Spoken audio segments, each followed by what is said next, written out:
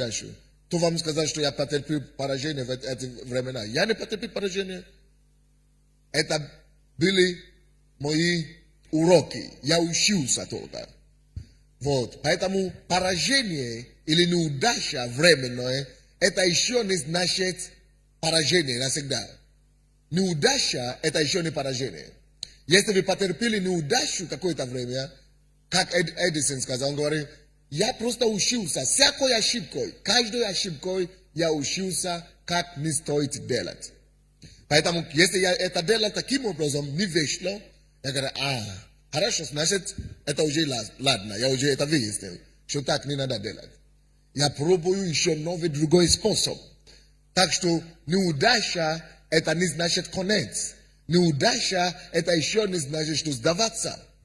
Если неудача, это значит, вот так не надо делать. Значит, ищи другие способы, ищи другой метод. Значит, делай по-другому и получится. Он пробовал вот так 999 раз, а потом лампа появилась. Теперь он уже, его уже нету живых, но больше 100 лет, но у нас еще лампа. Мы еще наслаждаемся лампой, благодаря тому, что он не сдавался. Если вы хотите быть вы хотите прийти к осуществлению тому, чему вы призваны Богом, вы хотите состояться в жизни, братья и сестры, нельзя сдаваться. Вы помните Авраам Линкольн, да? Американского президента? Вы знаете, сколько раз он пытался стать президентом? Во-первых, он пытался стать, у меня этой статистики нет, но примерно я вам скажу сейчас. Он пытался сначала стать парламентарием сколько раз? 29 раз, да? Нет, по-моему, 4 раза. Все вместе 29 раз попыток у него было, прежде чем он стал президентом. Сначала он пытался стать просто конгрессменом. Сколько раз? Сенатором сколько раз он пытался? 6 раз. Потерпел поражение все время. А потом он пытался стать президентом 11 раз. И не получилось. Вы представьте себе такое, да? И когда он уже стал президентом, он стал самым знаменитым президентом Америки. То есть неудача – это еще не значит поражение. Кто-нибудь слушает меня или нет? Вот мечта, которую Господь вложил внутри вас. Вы помните, о чем я проповедую сегодня? Где твоя мечта? Где твоя мечта? Люди, которые стали бомжами, люди, которые стали безработными, люди, которые стали, особенно если вы верующие, это только потому, что вы не все ваши потенциалы использовали. Невозможно. То есть вы перестали, вы сдались. Вы сдались, поэтому вы поражены. Но человек, который пытается двигаться, который пробивает, который двигается дальше, он не может быть пораженным. Он всегда будет выходить победителем. Поэтому где ваша мечта? Если вы уже откладывали свою мечту куда-то, если вы уже забили даже что такое мечтать, если у вас уже нет стремления в жизни, оживите эти мечты. Оживите эти стремления. Имейте стремления, масса, у меня масса их. И я знаю, что я увижу, как они осуществляются. Я уже вам говорил некоторые из них. То, над чем я работаю сейчас, это два. Во-первых, чтобы через нашу церковь 5 миллионов украинцев познали Христа и были утверждены во Христе Иисусе. Второе, сделать каждого члена этой церкви средним уровнем достатка. Но чтобы через откровение, чтобы каждый имел нормальную жизнь. А потом, чтобы с этой церкви вышли самыми уважительными людьми, уважаемыми людьми на Украине. И вы думаете, это невозможно? Да, я знаю. Потому что все, что я делал до сих пор, всегда невозможно было. Потому что если речь идет о Боге, всегда все невозможно. Бог, зачем Богу начинать делать и торгаться в те вещи, которые все равно возможно человеку? Это не Бог, ты сам можешь справляться без него. А Бог любит именно заняться теми делами, который ему не постижим, который абсолютно невозможно, нереально.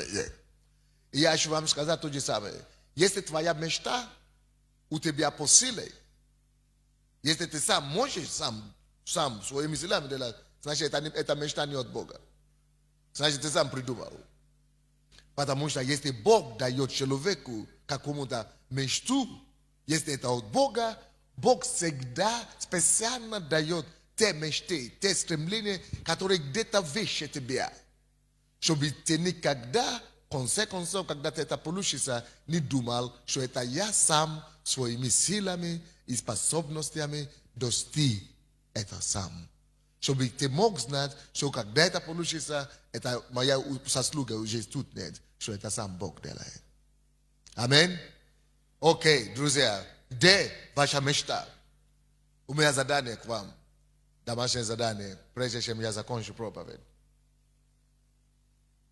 Напишите себе список, сколько у вас мечты, сколько у вас получится. Это вы подумайте, может быть сейчас, может быть дома, но у вас должны быть мечты. Какая твоя мечта в отношении твоих детей? Какая твое стремление, твоя мечта в отношении твоей супруги? Как ты хочешь, чтобы она была счастлива? Или он счастлив? Какими вы хотите видеть ваших детей через 10 лет? Через 15 лет? Где вы хотите, чтобы они были? Какие ваши мечты для них? Какая твоя мечта для тела Христа? Для Царства Божьего? Какой твоя мечта? Какое твое стремление? О чем ты мечтаешь? К чему ты стремишься? Что ты хочешь для Бога делать? Что ты хочешь оставить людям? Что ты хочешь оставить планете? У каждого должна быть это. Вы знаете почему? Потому что согласно притчам 28, притчи 28 глава, 18 стих, и 29 глава, извините. 29 глава, 18 стих притчи, написано без откровения свыше, то есть без откровения выше. Это как мечта, видение от Бога. Но это откровение от выше, имеется в виду от Бога оно должно быть.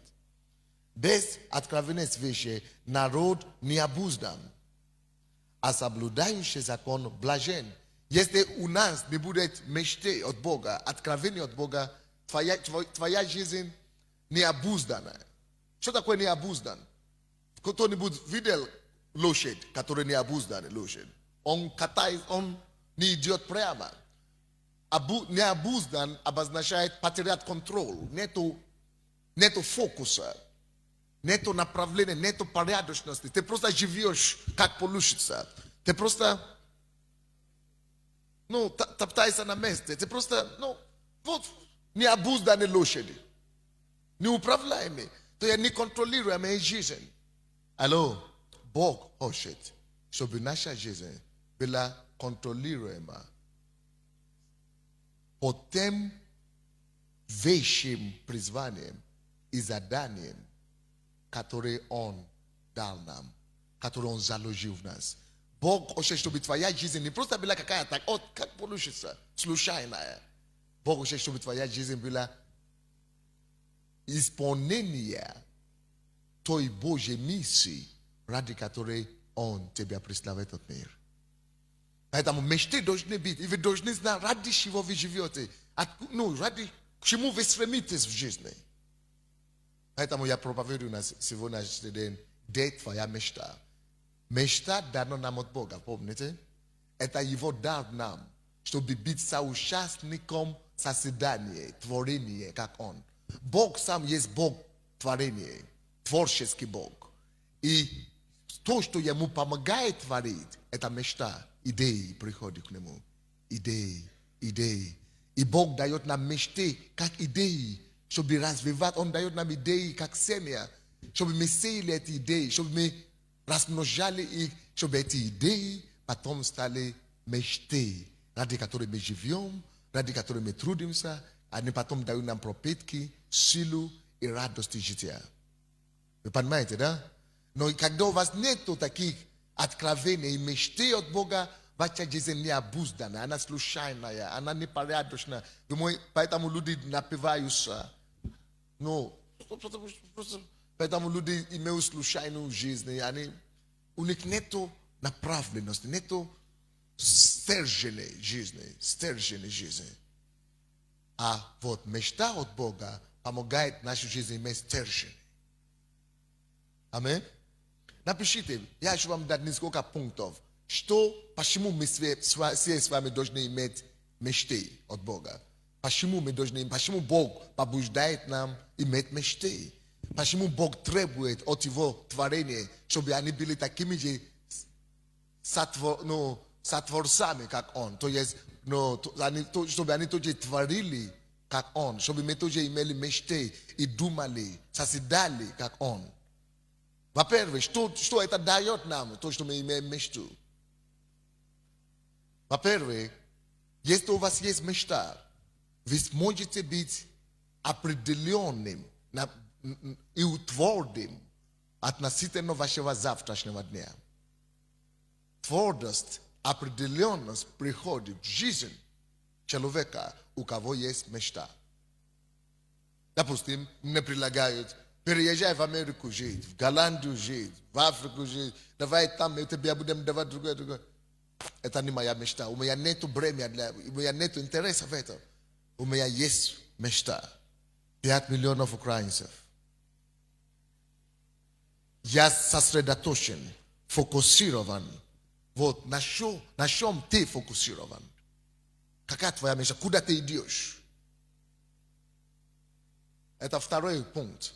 Если у тебя мечта, когда у вас будет мечта в жизни, вы знаете определенно, куда вы идете по жизни. Вы знаете, куда жизнь моя доведет меня. Вы знаете цель. Вы знаете конечный пункт. Вы знаете, ради чего вы живете. Потому что если кто не знает и не понимает, куда он идет, тот и придет в никуда. Это то же самое, если автобус выедет из автопарка, да? И там не будет на нем ни номера, ничего. Ни расписания, ни номера. Просто ему скажут: катайся по городу. Если автобус выходит из автопарка и не имеет даже депо, куда вернуться. Просто катайся и все. И автобус разбьется, и в уморок упадет водитель. Потому что если у тебя нет предназначения, у тебя нет цели, куда ты идешь, ты придешь в никуда. Вот, чтобы наша с вами жизнь не была подобная жизнь, которая только не просто живу, потому что проснулся утром. Но чтобы наша жизнь могла иметь целенаправленное, могла быть целенаправленной, могла иметь точку, куда мы приходим, нужно иметь мечты. И нужно определить эти мечты. И нужно следовать строго за эти те Божьи мечты, которые вы уверены, что это от Бога. Есть некоторые мечты, которые безобидные такие, которые ты сам придумал, фантазировал. Но есть некоторые мечты, которые это твоя судьба от Бога. Которые ты прямо знаешь, что это твоя жизнь. И нужно все мечты всегда проверять, сравнивать с Словом Божьим, с Богом, с Божьей мыслью для тебя. Чтобы дьявол тебя не увел в сторону от его предназначения. Потому что Бог, Он определил уже нашу с вами жизнь, даже до того, как мы родились.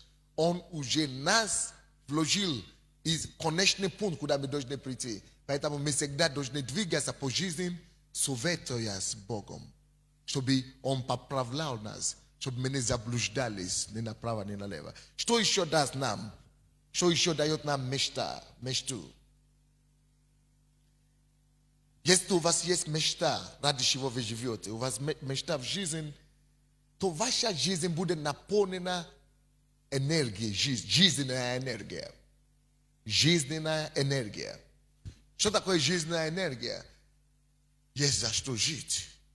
Ты нашел за что жить. Ты нашел смысл своей жизни. Ради этого хочется жить. У тебя хочется проснуться утром, идти куда-то. Если ты просыпаешься утром, у тебя некуда, ты Te nishivo ne asushezvlaеш, net nikakui meshtu ne asushezvlaеш, nikakui videni ne asushezvlaeš, nikakui rabutu te benizaviot, te nikakui dela nisdios to bite ivo asushezvlael, to mis vami patere ne shelovek, me patere ne ludi, no shelovek ukavo yes dela, katore ivo abraduet, katore ivo raduet, katore ivo udolit varait, katore panimais to eta ya dela vablaga lude, vablaga boga, on oshejit, univo jisna energia, jest, aroshe. Non pasuje te mea. Kakaya bi uvas nebela aroshe arabota, I kakaya bi jisna energia, kak bi veni lubile tu rabotu, este eta rabota, ni praslavlaet vorsa. Rano ili pozna ve budete ispitevat razesherovane vetu rabotu. Eta ja bil Moskve delal tam konferenci nedavno. No, da 2 недели или сколько тому назад. И там пришел девушка, которая работала с Аллой Пугачевой. И, ну, она же нашла себе, да? Она, ну, осуществилась, она такая успешная, правда, да? Но она находится в такой депрессии сейчас. И приходит, чтобы молиться за нее. Я говорю, что случилось? Потому что всякий дар, который Господь вложивает в человека, вообще всякую способность, которую Господь вложил в нас с вами, да? Конечный итог этого всего для того, чтобы мы могли этими дарами, способными прославить Его и расширить и распространить Его царство, распространить Его царство здесь на земле. Потому что Он говорит, да будет воля Твоя, как на небе, здесь на земле, как на небе. Да придет царство Твое. Но, допустим, Пугачева, она не знает Бога. Она поет, но любовь потерянная, любовь голова, балет, утробы. То есть она просто использует талант, но талант без цели. То есть, ну, знаешь, что талант есть, используй как-то, но нету цели, нету фокуса, что все это дается ради утверждения Царства Божьего на земле. Все это непонятно, что все это дается ради прославления Творца, который тебе отдал. Это же тот же самый Бог тебе отдал эти способности, чтобы ты мог его использовать во славу его. И что случилось? Я говорю, что случилось с Аллой? Почему? Она же только что пластика новая поставила и вроде бы омолодела. Ну, не в этом деле, пастор говорят. А в чем-то дело. Оказывается, обнаружили, что этот, ну, мальчик, ну, как его, Филипп, да, вот, обнаружили, что он это гомосексуалист. А она не знала. А ты знала или что ли? Серьезно? А она не знала.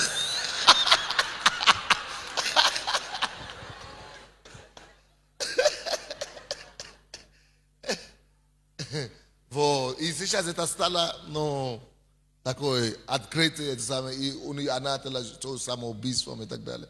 То есть, и вы знаете, несмотря на то, что человек действительно талантливый и получается, но, слушайте сюда, когда то, что ты делаешь, и то, что ты имеешь, не имеет фокуса,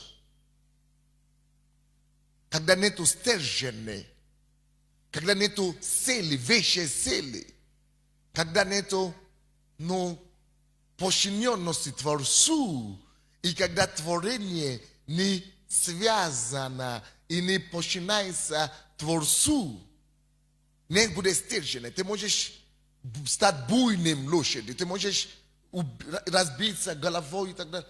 То есть, поэтому и говорится, что только Божье благословение обогащает, и печали с собой не приносят. Остальное благословение есть тоже в миру. Но все остальные благословения приносят с собой что? Печали. Разные печали. Это тяжело. Тяжело так жить. Одни печали. Это, ну, жизнь будет тяжелая очень. Мало кто выдерживает. Вот. Поэтому мы должны понять, что все, что я делаю, под контролем Бога. Как я прославляю Бога через это. Как я расширяю Его царство через это. И мы получаемся здесь на земле Metolka kak be yivo agente. Me sa tvorse s Bogom. Me produjitele tvorenie pas через послушанию ему, чтобы он использовал наши таланты, наши дары во славу себе. Мы под его управлением, поэтому мы счастливы. Это как рыба, которая в воде, когда творение, человек связи, тесном связи с своим источником, с человеком с Богом. А когда человек без этого источника творения, Творца, это то же самое, что рыба очень жить без воды. Но туго бывает. Но тяжело. Итак, что еще дает нам вот эта мечта? Божья мечта в нашей жизни. Последнее, которое мы написали, это жизненная энергия приходит. Когда ты исполняешь волю Божию, ты живешь ради цели. Следующее. Вот твоя мечта, если оно есть у тебя, будет служить как мотор, ну, как двигатель внутри себя. Да, как стимул, стимулятор. И как двигатель, мне нравится вот это слово мотор, мотор, двигатель, она бурдит там. Почему мы, допустим, каждый ночь, вы же не можете себе понять это. Это вы скажите кому-то на улице, в любом месте, как мы живем здесь в церкви, и чем мы занимаемся, никому это не придет в голову. Представьте себе, допустим, каждую ночь с 11 вечера до 6 утра люди здесь, до утра, каждый Божий день молятся. Потому что у нас есть мотор, это, у нас есть двигатель, это, который Украина должна спасена, Украина должна быть спасена, Украина должна быть спасена. Кроме этого, каждый из нас мы имеем расписание очереди, где мы молимся по очереди 24 часа круглосуточно. Как организовать все это? Как это функционирует? В каждой улице у нас есть группы молитвенные, где верующие собираются в Киеве. У нас 1700 подобных групп, домашних групп. Каждой улице захвачено нами. Никто это не понимает. Как это, что вас двигает? Что вы? У нас более 70 служений сейчас в церкви, которые просто люди делают добровольно. Еще сейчас Бог мне дал идеи на 240 новых служений, которые вообще нужно найти людей, чтобы охватить их, чтобы занимать их. Откуда все это приходит? Это не уму непостижимо. Я сплю 4 часа в день, бегаем, работаем, еще лечу за рубежом, еще. Почему это так? Потому что мы имеем цель. И задачу от Господа, Украина должна быть спасена. И это вот двигатель, который все управляет. Ну, энтузиазм, выдыхаешься с энтузиазмом потом. То есть сила видения, есть сила мечты, есть сила, которая такая мощная, такая сила, реактивная сила, особенно когда это от Бога. Когда ты абсолютно уверен, что ты угождаешь Богу, что ты живешь для Него. Что ты, а он тебя, это же сила, все только от Него идет. Способности, идеи только от Него идет. Но когда ты полностью зависит и завязан с Богом, нельзя остановить такого человека. Братья и сестры, если мы, будучи верующими, только поймем и станем на месте, начнем раскручивать свои потенциалы и способности, вы даже себя не представляете, кем мы можем стать. И я знаю, что все равно будет. Вы увидите, через именно верующих людей Господь поднимет Украину. Рано или поздно. Так и будет. Но это единственный выход. То есть нет вариантов. И поэтому вы поверьте в себе вовремя. Поверьте, что тот Бог, который внутри вас, Он все может.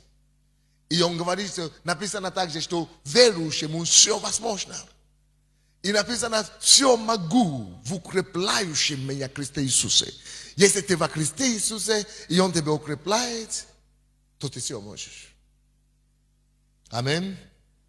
Sleduše, što dajot nam vedenje, mešta, što ona dajot delает внутри нас. Ведение также освобождает человека, освобождает нас от контроля, от зависимости от нашей прошлой жизни. Если у тебя есть цель на завтра, ты не будешь размышлять, ты не будешь думать только о вчерашний день. О, а вчера я делала аборт, 10 лет тому назад. Я уже не знаю, Бог простил меня или нет. Бог тебе уже простил, что ты хочешь? Иди живи. Зачем ты тратишь время на прошлое, когда Господь уже тебя простил? Иди живи дальше. Или я что-то неправильно делал вчера, вот, муж меня изменял, и теперь я такая несчастная. А кто тебе сказал?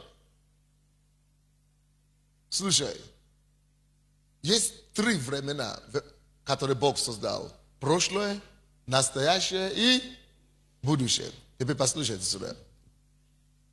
Прошлое – это уже не наше дело. С прошлым мы ничего уже не поделаем. И ты тоже ничего с прошлым твоим уже не поделаешь. Поэтому не трать время на прошлое. Библия говорит нам, забудьте о прошлом.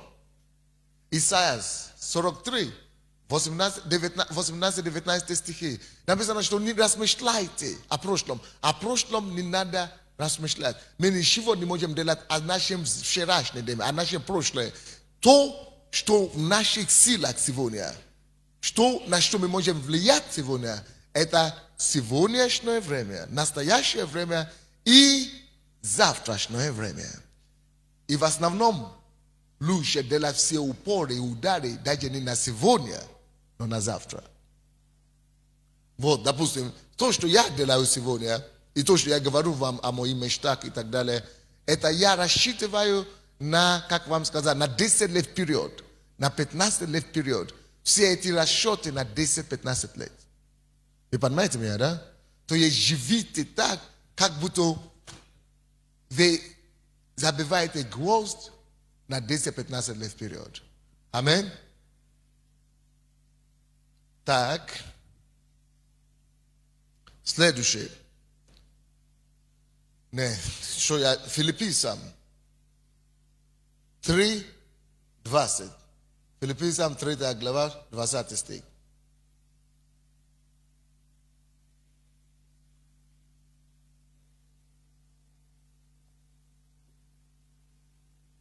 Там написано, что Господь Бог может делать намного больше, то, что мы можем просить или о чем мы можем подумать, помышлять. А? Ефесянам, да? Ефесянам 3:19, да? Или 20. 3:20. Ефесянам 3:20. Извините, я думал, что я перепутал. Да, Ефесянам 3:20. Поймите, чтобы мечта была в нашей жизни, мы должны использовать размышления. Она говорит, что Бог будет делать только настолько и больше, чем мы можем размышлять. Значит, нужно размышлять. Все видение, которое у тебя есть, все эти мечты, возьмите их по одному, начните думать о них, размышляйте о них. Когда вы размышляете о тех призваниях, которые у вас есть, Бог будет обогащать их еще больше. Аминь. Тем больше вы будете размышлять о них, Бог будет расширять вас и сделает еще больше то, о чем вы можете размышлять. Теперь в концовку я хочу дать вам совет. Что вам делать?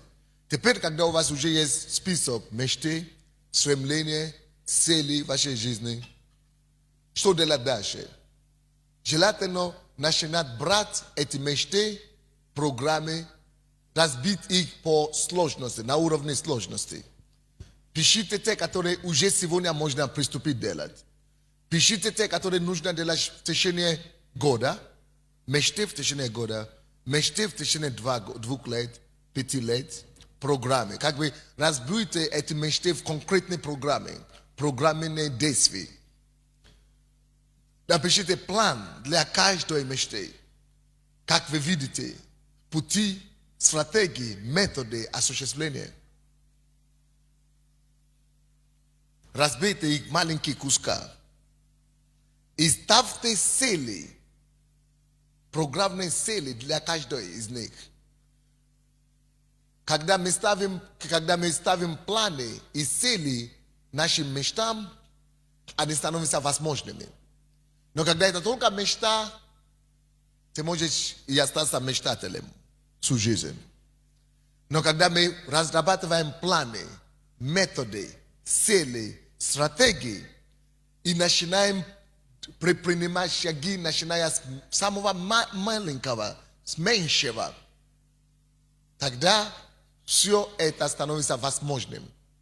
Но если мы хотим сразу делать масштабно все сразу, ничего не будет. Всякое большое начинается с малого. И любой дом, чтобы строить любой дом, это совокупность маленьких кирпичики. Кирпич.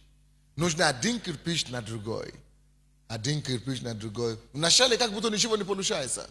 Но если не сдаваться, один шаг за другим, вы обнаружите, что то, к чему вас Бог призывает, вы в состоянии на самом деле это осуществить. Аминь.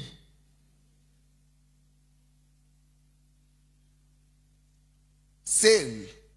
Самая важная характеристика цели, которую вы ставите перед собой, это то, что цели должны иметь программы исполнения или планы реализации. То есть вы должны примерно сказать, к какому времени я планирую достичь определенной цели. К какому времени это возможно. Допустим, я хочу, мы хотим делать в мае конференцию, мы хотим делать марш. И мы хотим, как прошлый год был марш, у нас 20 тысяч человек было, да? Мы хотим собрать 100 тысяч в марте. 100 тысяч. Кто рад этому? Вот. Если я только буду говорить, мы будем делать 100 тысячный марш, слава Богу будет. Не. Сейчас мы уже должны заметьте это себе. Мы уже должны начинать разрабатывать планы, встречи организовывать, комитет создать, разрешение пробивать и так далее. То есть нужно начинать конкретно планировать. Вы думаете, зачем нужно делать марш? Во-первых, у нас есть повод. Первый повод – это то, что это май, 19 мая, как в прошлом году, это день борьбы с ПИДом, наркотики и так далее. Мы хотим заявить миру, что мы имеем выход, мы имеем ответ на эти вопросы. Бог есть ответ, правда? С другой стороны, вы знаете, Украина не хочет считаться с нами, как церковью. Мы думаем, мы есть граждане Украины. И если мы выведем на улицу 100 тысяч человек, нужно начинать слушать. Аминь. Допустим, почему сейчас то результат, нам написали уже официальный ответ из Державный комитет по телевидению и радиокомпании на наши ответы, наши письма. Но потому что они получили 10 тысяч писем. Или 12 тысяч писем. Они были в ужасе. Даже сам президент узнал об этом, созвал всех директоров сразу. Чтобы что-то делать, что это только из Киева. Что тогда будет? Если это после Украины, сразу предпринимали шаг об этом. То если мы хотим принести реформацию в это общество, постоянно мы должны проповедовать праведность. Потому что только праведность возвещает народ. Аминь. И если мы станем как церковь, как верующие, и скажем, мы против наркотики, мы против этой порнографии, мы против этих ужасов, мы против спида, и мы прилагаем ответы, может быть, кто его знает, однажды до кого-то дойдет, что нужно делать такие программы социальные, государственные, нужно, чтобы государство кормило бомжей, а не только церковь и бизнесмены. Чтобы они знали, что государство должны давать поддержки тем, которые лечат наркоманы. Не только, чтобы каждая мама, как она может это самое. Допустим, на Западе, все эти программы делаются только в связи с церквями. Вот, немцы приехали. Это только социальные программы, только с церквями идут. В Скандинавии, в Америке то же самое. Но слава Богу, что у нас есть определенные ответы. И Бог нас использует. Я еду в среду в Голландию, чтобы это донести до них. Что они хотят уже принимать у нас опыт, который у нас есть, а потом в Америку, потому что весь мир уже учится с Украины. Разве это не здорово? Все, это конец этой проповеди.